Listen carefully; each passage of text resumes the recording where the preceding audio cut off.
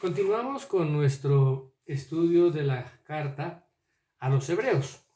Hoy estamos en el capítulo 9, vamos a ver de los versos 15 al verso 28. Así que leamos lo que dice la palabra de Dios. Así que, por eso es mediador de un nuevo pacto, para que interviniendo muerte para la remisión de las transgresiones que había bajo el primer pacto, los llamados reciban la promesa de la herencia eterna.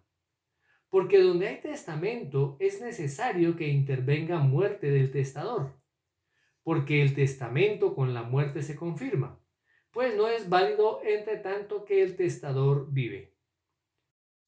De donde ni aun el primer pacto fue instituido sin sangre, porque habiendo anunciado Moisés todos los mandamientos de la ley a todo el pueblo, tomó la sangre de los becerros y de los machos cabríos con agua, lana escarlata e hisopo, y roció el mismo libro y también a todo el pueblo, diciendo: Esta es la sangre del pacto que Dios os ha mandado. Y además de esto, roció también con la sangre del tabernáculo y todos los vasos del ministerio. Y casi todo es purificado según la ley con sangre, y sin derramamiento de sangre no se hace remisión. Fue pues necesario que las figuras de las cosas celestiales fuesen purificadas así, pero las cosas celestiales mismas con mejores sacrificios que estos, porque no entra Cristo en el santuario hecho de mano, figura del verdadero, sino en el cielo mismo, para presentarse ahora por nosotros ante Dios, y no para ofrecerse muchas veces, como entra el sumo sacerdote en el lugar santísimo cada año con sangre ajena. De otra manera le hubiera sido necesario padecer muchas veces desde el principio del mundo, pero ahora, en la consumación de los siglos, se presentó una vez para siempre por el sacrificio de sí mismo para quitar de en medio el pecado.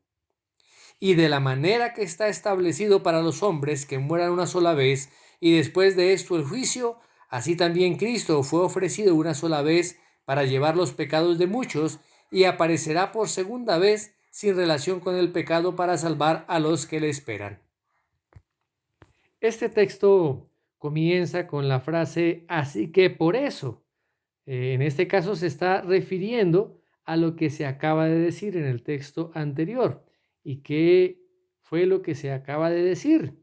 Que Cristo, por su sacrificio, se hizo mediador de un nuevo pacto, de un mejor pacto. Dios es un Dios justo.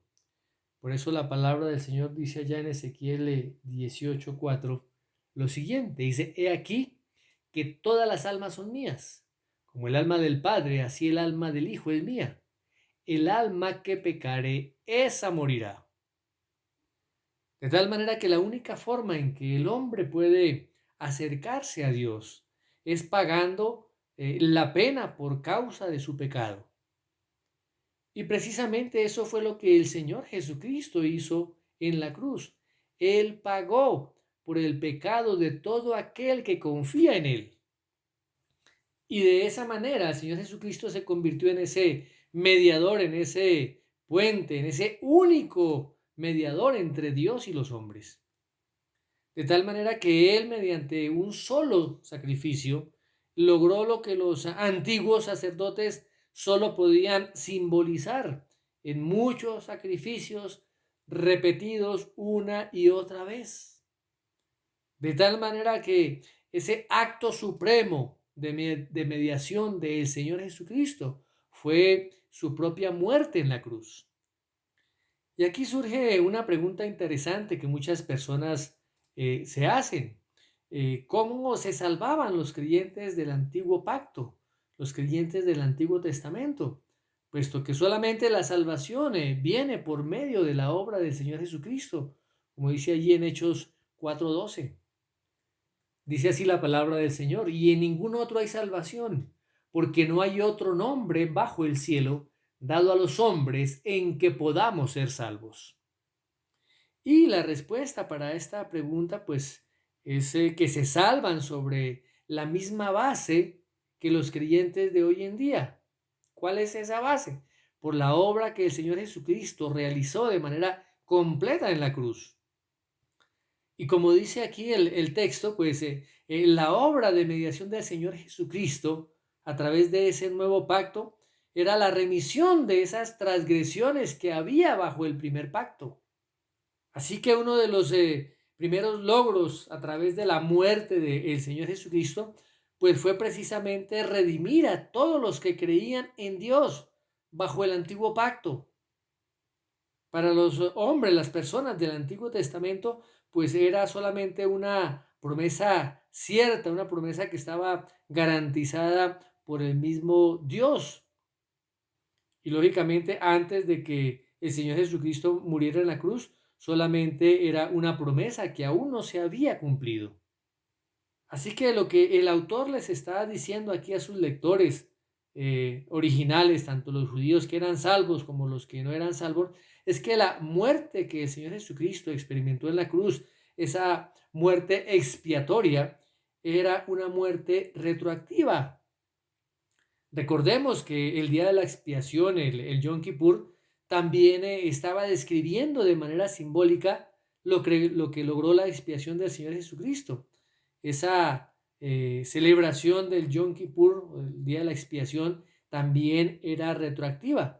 Cuando el sumo sacerdote rociaba la sangre allí en el propiciatorio, los pecados no intencionales del pueblo durante todo ese año anterior quedaban cubiertos. Esta verdad también la presenta el apóstol Pablo allí en su carta a los Romanos, en el capítulo 3, versos 24 y 25. Veamos lo que dice la palabra del Señor. Siendo justificados gratuitamente por su gracia, mediante la redención que es en Cristo Jesús, a quien Dios puso como propiciación por medio de la fe en su sangre para manifestar su justicia, a causa de haber pasado por alto en su paciencia los pecados pasados. Así que la justicia de Dios queda satisfecha cuando una persona pone su fe en la sangre que el Señor Jesucristo derramó. Así que el Señor Jesucristo también derramó su sangre por esas personas miles de años atrás del Antiguo Testamento que ya incluso habían muerto y que habían creído en la promesa de Dios de que vendría el Mesías. Y Dios fue paciente, tolerante con todas estas personas que vivieron en el Antiguo Testamento, hasta que el verdadero sacrificio se realizó. Cuando Él veía un corazón con una fe verdadera, pasaba por alto los pecados de ellos. Para decirlo de otra manera, mucho antes de que el sacrificio del Señor Jesucristo ocurriera como un hecho histórico, ya había ocurrido en la mente de Dios, como lo manifiesta ahí el autor de la carta a los Hebreos en el capítulo 4, versículo 3, donde dice que las obras de Cristo estaban acabadas desde la fundación del mundo. De la misma manera lo manifiesta el apóstol Pedro en su primera carta, en el capítulo 1, versos 19 y 20, donde dice así la palabra del Señor: sino con la sangre preciosa de Cristo, como de un cordero sin mancha y sin contaminación, ya destinado desde antes de la fundación del mundo, pero manifestado en los postreros tiempos por amor de vosotros. Así que, viéndolo desde la perspectiva del hombre, pues los santos del Antiguo Testamento solamente podían mirar al futuro para la salvación. Los sacrificios del Antiguo Testamento pues no eran un medio para la salvación, sino solamente eran símbolos de ese único sacrificio perfecto que sería el medio para tal salvación. La parte final del versículo 15 dice que los llamados reciban la promesa de la herencia eterna. ¿Y cuál era esa promesa que las personas del Antiguo Testamento no podían recibir sin la muerte del Señor Jesucristo? Pues era la salvación. Era la remisión total, era la única cosa que podía brindar ese acceso total a Dios. Y el Señor Jesucristo, a través de ese nuevo pacto, a través de su muerte, pues Él dio esa salvación completa que el pueblo de Israel había estado esperando desde el principio. En las Sagradas Escrituras se encontraban las predicciones de la muerte del Señor Jesucristo. Lo vemos en el Salmo 22, lo vemos en Isaías capítulo 53. Y esta era una verdad que muchas veces ellos prefirieron ignorar. El pueblo de Israel se había formado sus propias ideas sobre el Mesías. Algunas de ellas eran pues bíblicas, otras parcialmente bíblicas y algunas no eran bíblicas para nada. Ahora, ellos tenían una comprensión parcial, una comprensión limitada del Mesías, puesto que el Señor Dios les había dado una comprensión precisamente limitada, una revelación limitada. Pero las verdades que ya se habían manifestado muchas veces las ignoraron y ellos por su cuenta eh, llenaron espacios que Dios no había mostrado aún o revelado a él. Por ejemplo, que el Mesías iba a morir porque no se ajustaba a la teología que tenían los israelitas o los judíos. Ahora, el punto de la muerte del Señor Jesucristo para los hebreos, pues era algo que ellos no lo tenían dentro de su teología. Y aquí precisamente el autor pues va a exponer tres razones por las cuales era necesario de que el Mesías muriera. La primera era porque, la primera razón es porque un testamento pues exige la muerte del testador. La segunda es porque el perdón exige sangre. Y la tercera porque un juicio exige un sustituto. Muy bien, veamos entonces la primera razón. Se encuentra en el versículo 16 y 17. Un testamento exige la muerte del testador. Dice la palabra, porque donde hay testamento es necesario que intervenga muerte del testador, porque el testamento con la muerte se confirma, pues no es válido entre tanto que el testador vive. Un testamento, para que sea efectivo, pues requiere la muerte de quien lo hizo, o sea, de el testador.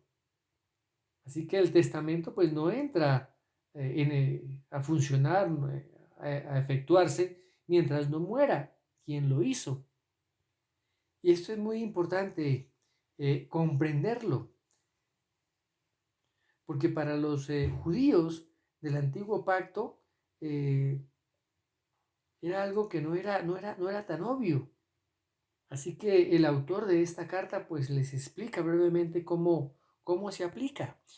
Con base en el versículo 15, pues el escritor está diciendo que Dios dejó un legado, una herencia eterna para el pueblo de Israel, en la forma de un pacto, un testamento. Y como ocurre con cualquier testamento, pues solo era una especie de promesa, de pago, hasta que muriera el autor, el testador.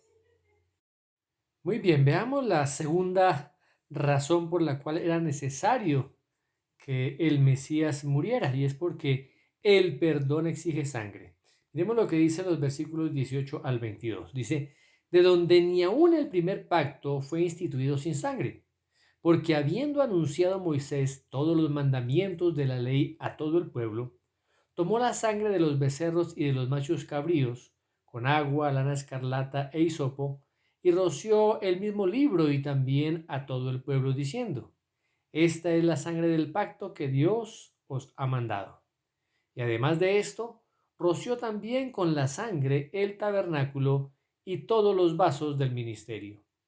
Y casi todo es purificado según la ley con sangre, y sin derramamiento de sangre no se hace remisión.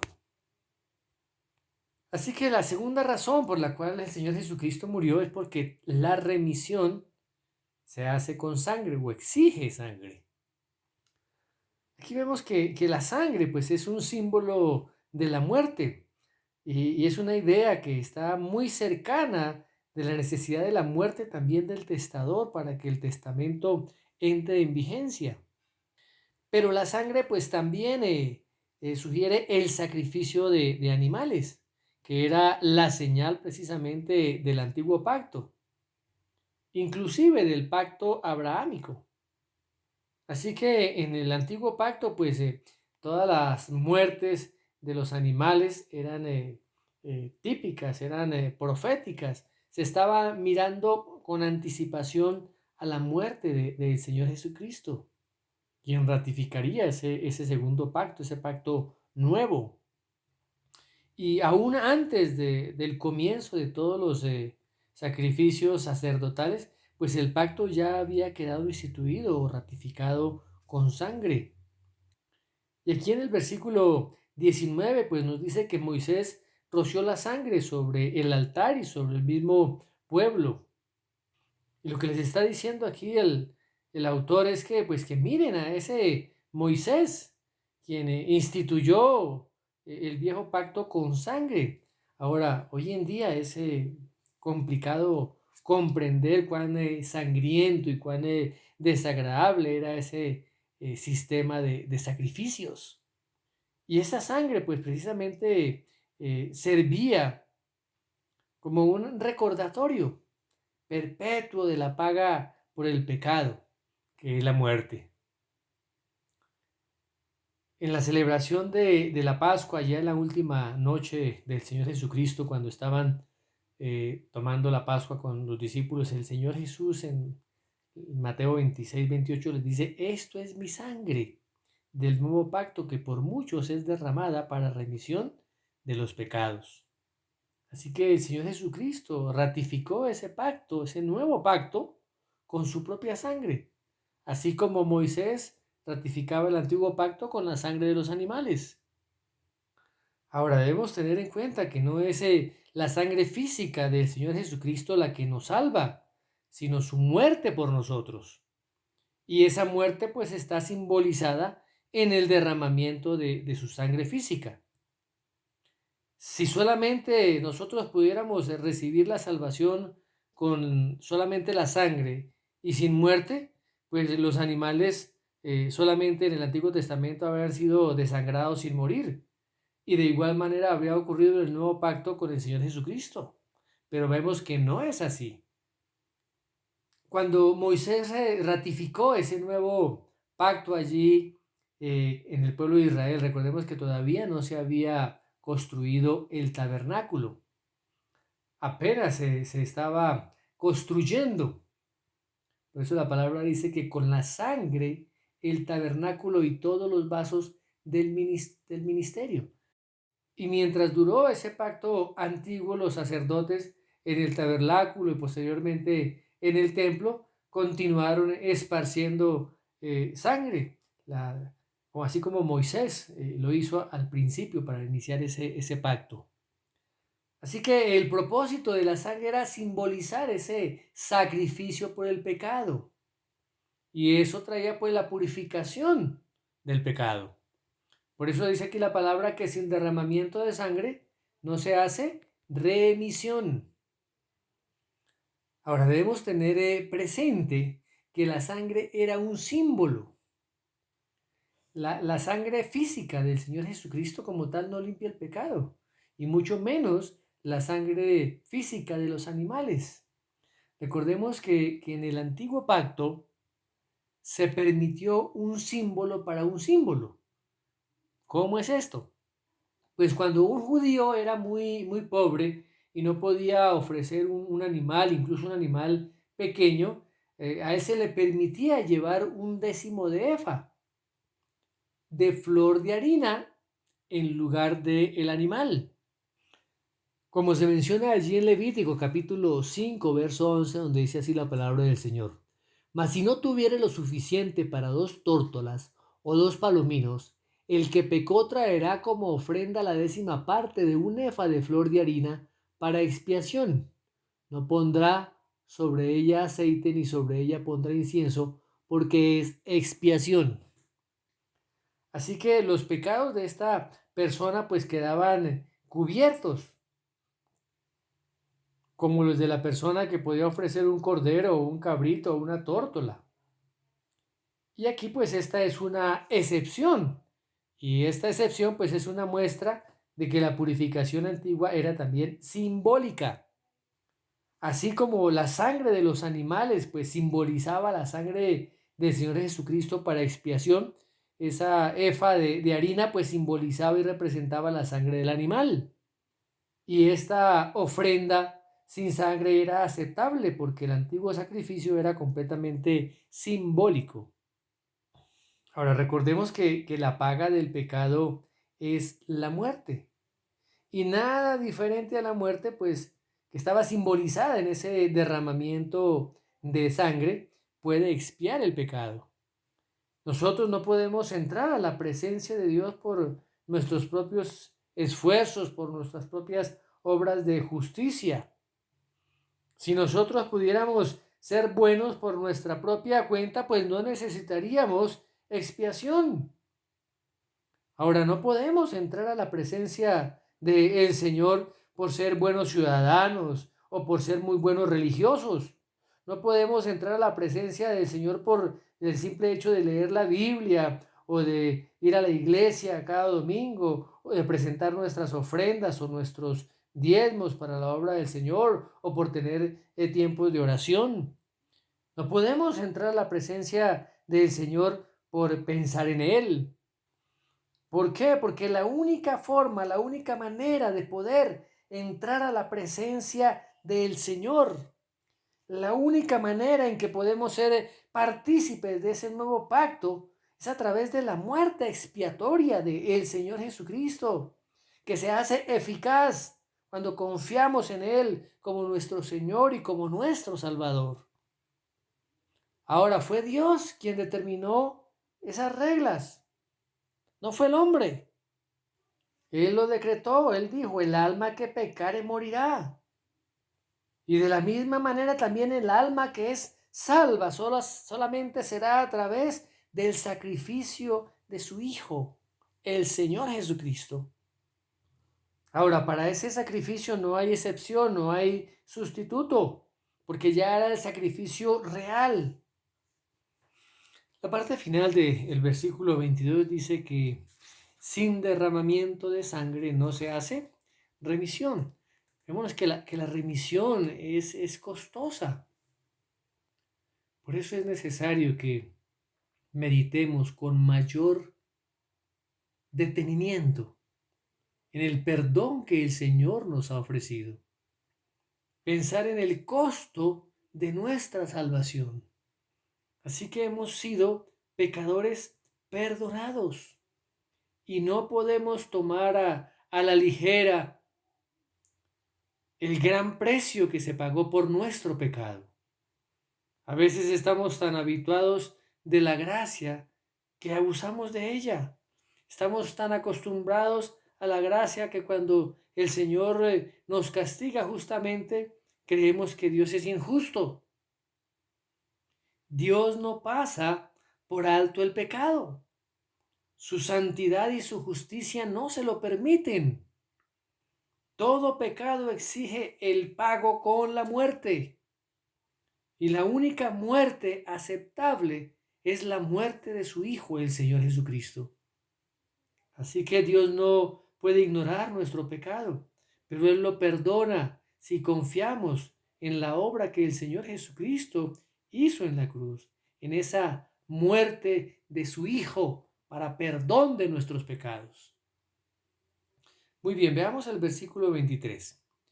Fue pues necesario que las figuras de las cosas celestiales fuesen purificadas así, pero las cosas celestiales mismas con mejores sacrificios que estos. Aquí se habla de las figuras de las cosas celestiales y pues esto se refiere a todas las cosas que estaban relacionadas con el antiguo pacto. Y si en ese antiguo pacto eran necesarios los sacrificios, ahora en el nuevo pacto, pues era necesario también que se diera un mejor sacrificio. Toda la sangre del antiguo pacto era una copia, era un retrato, era un símbolo de la sangre que derramó el Señor Jesucristo.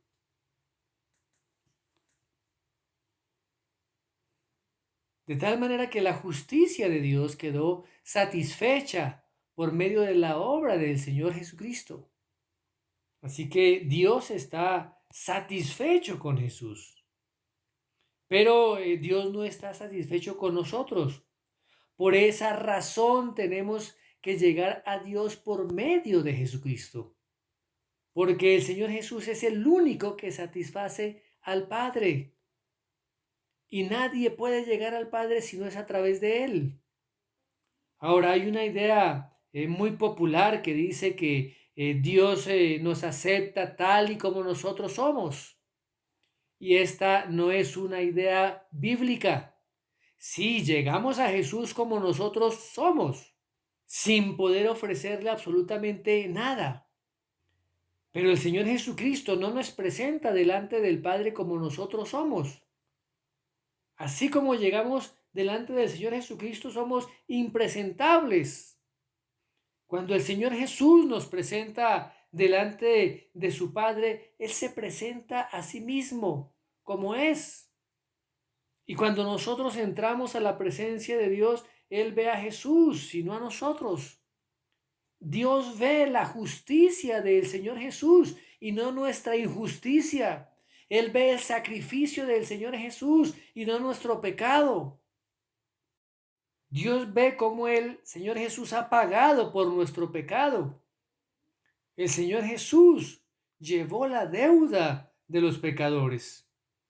Por esa razón, el Señor ofreció su propia sangre. Dice la palabra que se ofreció a sí mismo por nosotros y Dios quedó satisfecho. El Señor Jesucristo nos narra la historia de dos hombres que llegan un día al templo allí a orar. Uno de ellos era un fariseo, que era un grupo de judíos muy religiosos, y el otro hombre era un publicano, un hombre despreciado, era considerado un traidor por sus mismos compatriotas.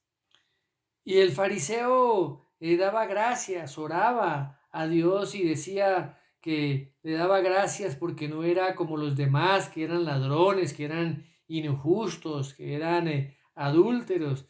Y aún se compara con el publicano, no soy como ese publicano. Y luego le dice que era un hombre muy fiel porque él ayunaba y él diezmaba. Y el Señor Jesús está diciendo que el fariseo estaba orando consigo mismo. O sea que realmente no estaba orando, solamente se estaba echando flores a sí mismo. Pero por otro lado estaba ese publicano que se sentía indigno, que ni siquiera levantaba la mirada al cielo, que se golpeaba el pecho y decía: Dios, sé propicio a mi pecador.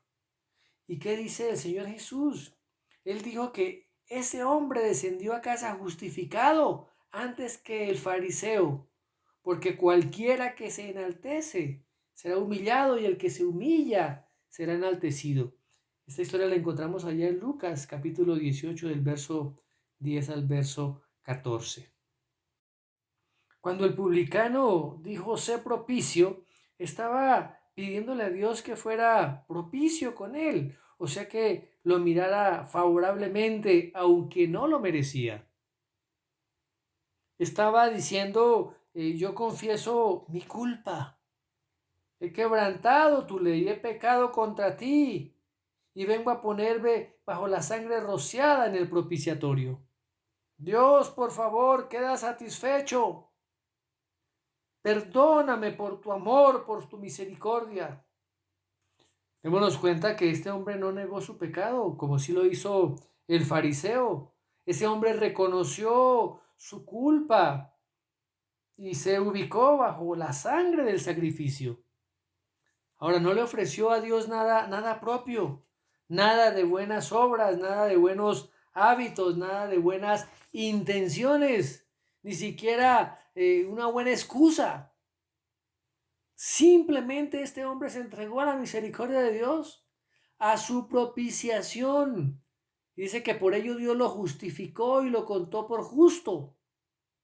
Así que ninguna persona puede ser justificada delante de Dios si no se ubica en la muerte de Cristo, si no reconoce que es un pecador, si no recibe, acepta y cree el Evangelio.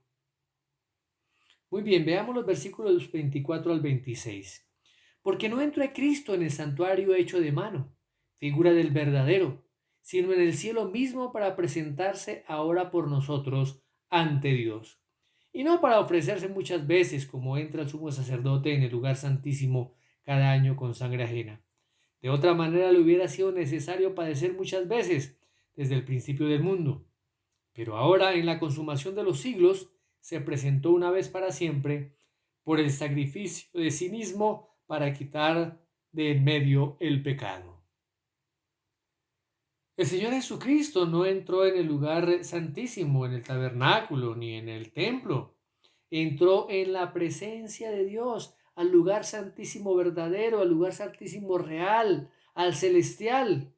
Y eso lo hizo por nosotros. Y cuando el Señor Jesucristo entra allí, a ese lugar, Él nos lleva con Él. El Señor Jesucristo no tuvo que ofrecerse muchas veces, como ocurría con los sumos sacerdotes terrenales que debían hacer sacrificios expiatorios cada año. El sacrificio del Señor Jesucristo era mucho mejor. ¿Por qué? Porque Él llevó a su pueblo allí al lugar santísimo celestial. Porque Él hizo esa ofrenda una única vez. Ahora, si el sacrificio del Señor Jesús no hubiera sido suficiente, tendría que haber hecho ese sacrificio muchas veces, como dice aquí, desde el principio del mundo. O sea, desde que la humanidad pues comenzó, habría que tenido que morir continuamente, por así decirlo, desde el primer pecado de Adán, como una semejanza de ese sacerdocio levítico. O sea que su obra expiatoria no terminaría jamás, pero su sacrificio no tuvo que repetirse ni una sola vez, porque su sacrificio está terminado, completamente terminado. Y el Señor Jesucristo realizó ese único sacrificio, dice la palabra aquí, que en la consumación de los siglos. Y las epístolas nos confirman esto. La palabra dice que ya este es el último tiempo, que la venida del Señor se acerca, que el fin de todas las cosas se acerca. Y la consumación de los siglos, pues se dio con el Señor Jesucristo allí en el Calvario. Él quitó el pecado. No lo cubrió como lo hacían los sacrificios de los animales antiguos. Él lo quitó. Y aquí es necesario hacer mención de una doctrina herética que se llama el dogma del sacrificio perpetuo de Cristo. Y esta doctrina ha contradicho por siglos esta enseñanza y muchas otras enseñanzas bíblicas con respecto a la obra terminada o culminada del Señor Jesucristo. Según esta doctrina, como el sacerdocio de Cristo es perpetuo y el sacrificio pues, es parte esencial del sacerdocio, entonces el sacrificio de Cristo debe ser también perpetuo.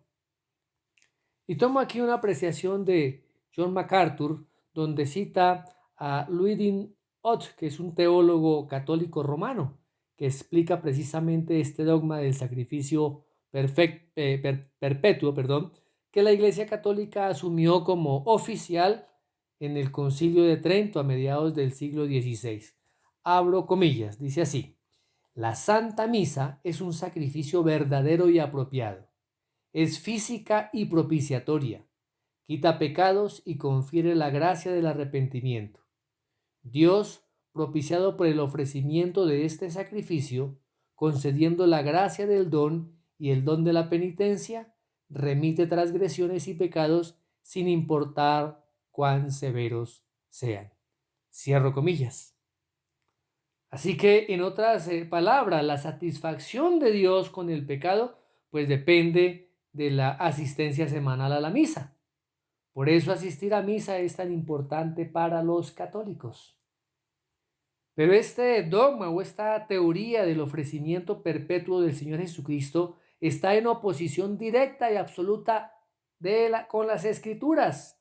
Mire lo que dice la palabra. Pero ahora, en la consumación de los siglos, se presentó una vez para siempre por el sacrificio de sí mismo para quitar de en medio el pecado. Así que el único sacrificio verdadero hecho por una única vez es el sacrificio del Señor Jesucristo. De tal manera que para los católicos el Señor Jesucristo continúa siendo crucificado. Y en la Santa Cena, pues estamos recordando la muerte del Señor Jesucristo, estamos recordando su sacrificio como Él nos lo ordenó, pero no le volvemos a sacrificar. Y el Señor ordenó a todos sus discípulos que recordaran su muerte, no que intentaran repetirla. Muy bien, veamos la tercera razón por la cual el Señor Jesucristo debía morir, y es porque el juicio exige un sustituto. Veamos lo que dicen los versículos 27 y 28. Y de la manera que está establecido para los hombres que mueran una sola vez, y después de esto el juicio, así también Cristo fue ofrecido una sola vez para llevar los pecados de muchos, y aparecerá por segunda vez sin relación con el pecado para salvar a los que le esperan. Dice aquí la palabra del Señor que todos los hombres tenemos que morir. Es un designio divino. Todos tenemos que cumplir esa cita con la muerte. Y después de la muerte viene el juicio, que también es un designio divino. Y ya que los hombres pues no pueden expiar sus propios pecados por sus buenas obras de justicia, el juicio de Dios exige que ellos o un sustituto paguen por ese pecado de ellos. De la misma manera, el Señor Jesucristo también tenía que morir una sola vez, como todos los hombres. Pero a diferencia del resto de los hombres, el Señor Jesucristo nunca enfrentaría un juicio. Dice la palabra que Él tomó nuestros pecados, que nuestro juicio fue sobre Él. Pero ese juicio ocurrió por nuestros pecados, no por los suyos, porque el Señor Jesucristo no tenía ningún pecado.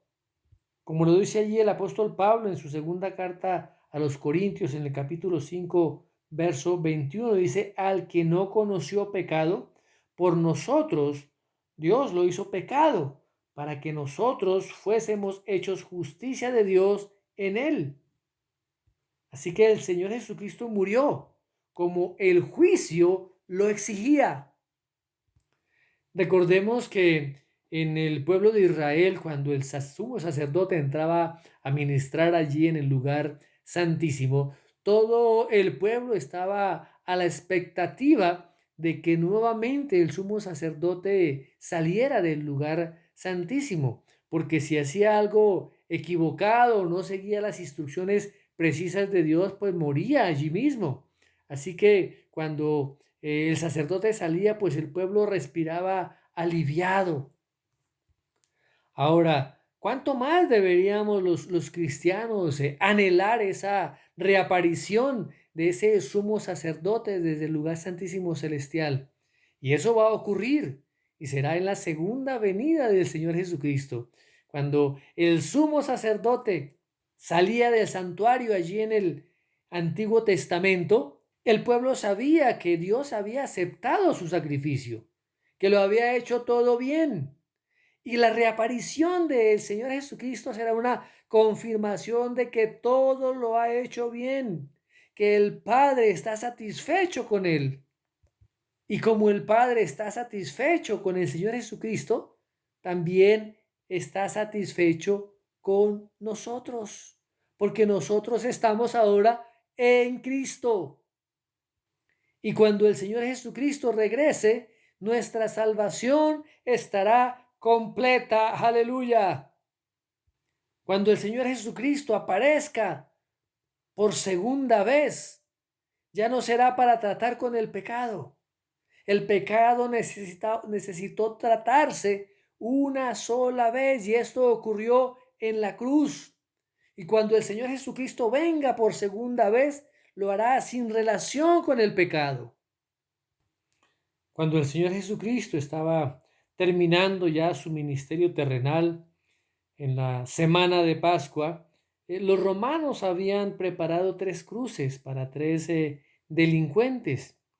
Dos de las cruces estaban destinadas para 2 malhechores y la tercera era para un insurrecto, un delincuente llamado Barrabás.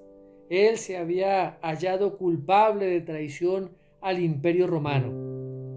Pero Barrabás nunca llegó a la cruz.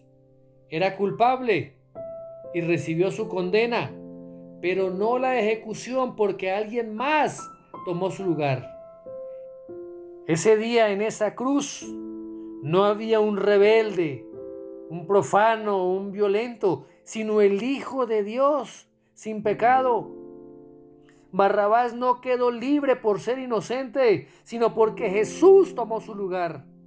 A Jesús no le crucificaron porque fuera culpable, sino porque podía tomar el lugar de Barrabás y de cualquier otro pecador.